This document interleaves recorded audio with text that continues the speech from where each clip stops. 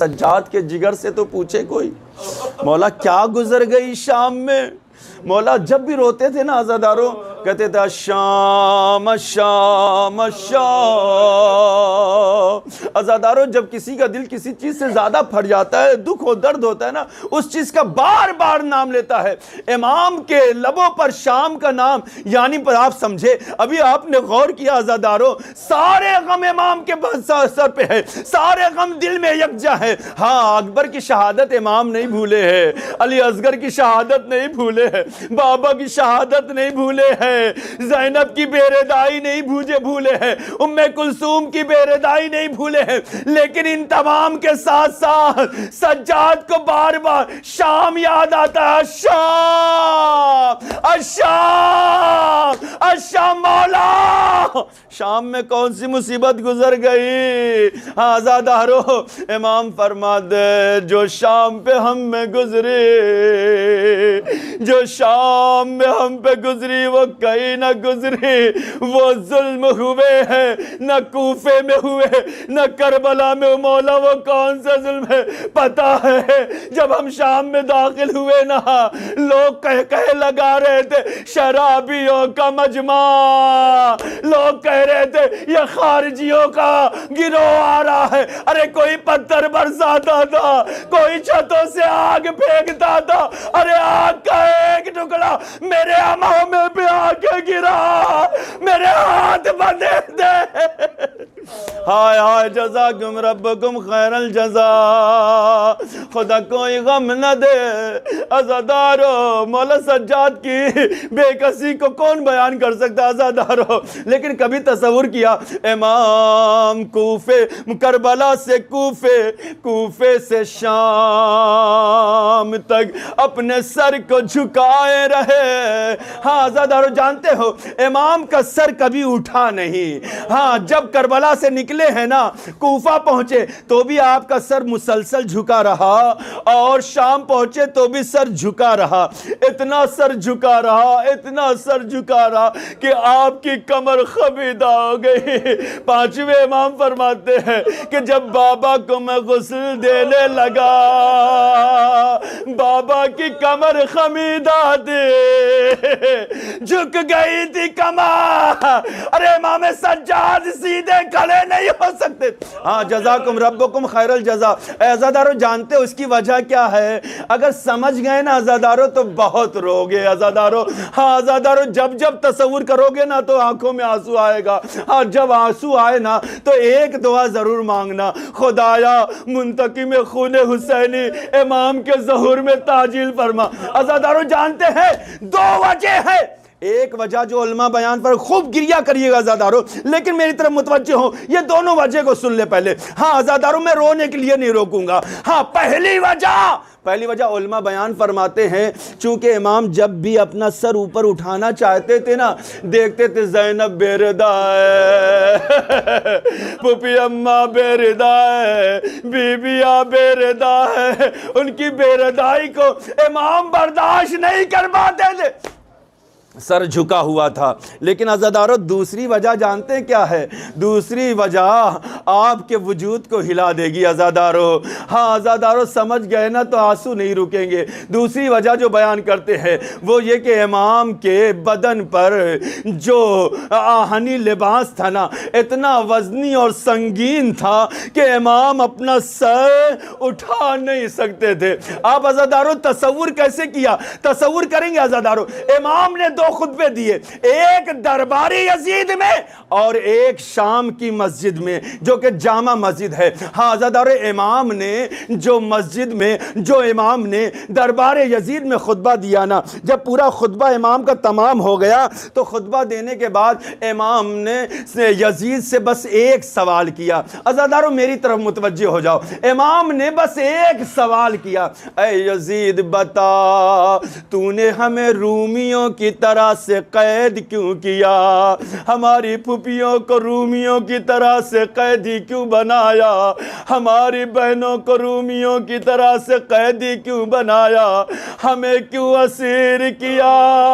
अज़ादारों, मैंने बहुत फिक्र किया इस जुमले पे। आखिर इमाम शाम में खड़े हुए हैं, जिस जगह इमाम थे ना शाम में अज़ादारों, वहीं पर गुलामों को बेचने का, जहां पे देलम के गुलाम बेचे जाते थे, जहां पे दूसरे शहरों के गुलाम बेचे जाते थे, जगह जगह के असीरों को लाया जाता था, वहां फरोख्त किया जाता था। मैंने बहुत फिक्र किया इमाम ने दूसरे शहर का काम क्यों नहीं नाम लिया, दूसरे मुल्क का नाम क्यों नहीं लिया। आखिर इमाम कह सकते थे मुझे बाबुल के कैदियों की तरह से क्यों कैद किया, इमाम कह सकते थे हमें देलम के कैदियों की तरह से क्यों कैद किया, इमाम कह सकते थे हमें इराक के कैदियों की तरह से क्यों कैद किया। लेकिन इमाम ने कुछ नहीं कहा, एक मैसेज देना चाहा है आने वाले वक्त के लिए, कयामत तक के लिए। जब जब मेरा चाहने वाला सोचेगा ना तो उसकी आंखों में जरूर आंसू आएगा। अज़ादारों, अभी जब मजलिस से जाना ना तो इंसाइक्लोपीडिया को सर्च करना कि देखना हर जगह के कैदी की क्या कैपेसिटी होती है, उनकी हैसियत क्या होती है। अज़ादारों, मैंने जब देखा, किताबों में सर्च किया ना, तो मैंने देखा कि जो रूमी कैदी होते हैं, दुनिया में सबसे ज्यादा सख्तियां जो होती है वो रूमी कैदियों पर होती है। और तारीख इंसाइक्लोपीडिया कहती है कि जब भी कोई रूम का कैदी किया जाता है ना तो जिंदान में वो जिंदा वापस नहीं आता है। जब भी कैद किया जाता है हर कैदी मर जाता है, क्योंकि अज़ियतें बहुत होती है। अल्लाह अकबर, अल्लाह अकबर। अज़ियतें कैसी होती हैं? जो रूमी कैदी होता है ना अज़ादारों, हाँ, उसके गले में तौक बांधा जाता है। हाँ अज़ादारों, अरब में दो तरह के तौक होते थे। एक तौक जो सादा हुआ करता था, एक तौक वो होता था जिसमें कांटे हुए करते थे। इमाम फरमाते मुझे वो तौक पहनाया गया जिसमें कांटे निकले हुए थे। बस जुल्म यही नहीं है अज़ादारों, बल्कि जो रूम के कैदी होते हैं ना, उन्हीं तौक में से दोनों तरफ से जंजीरें निकली होती हैं, वो हाथों में आकर पेवस्त हो जाती है, हाथों को बांध देती है। अज़ादारों, उसी से एक जंजीर कमर में लगी होती है जिसे लंगर कहा जाता है। अज़ादारों, बर्दाश्त ना कर पाओगे। हाँ, इसी लंगर में एक भारी भरकम पत्थर होता है जो कैदी के हाथ में दिया जाता है ताकि वो कैदी अपने उस पत्थर को लेकर आगे बढ़ता रहे। और फिर तारीख कहती है इन्हीं पत्थरों से दो और जंजीरें होती है जो पैरों में जाकर बेड़ियों की शक्ल में होती है। उन बेड़ियों में भी एक भारी भरकम पत्थर छोड़ दिया जाता है ताकि जब कैदी आगे बढ़े ना, उन पत्थरों को खींचता हुआ बढ़े।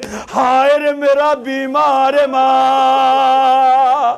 अज़ादारों, बीमार में इतनी ताकत ना थी कि उस पत्थरों को खींच सकते, इसलिए रवायत मिलता है 2 कदम आगे इमाम बढ़ते थे मुंह के बल जमीन पर।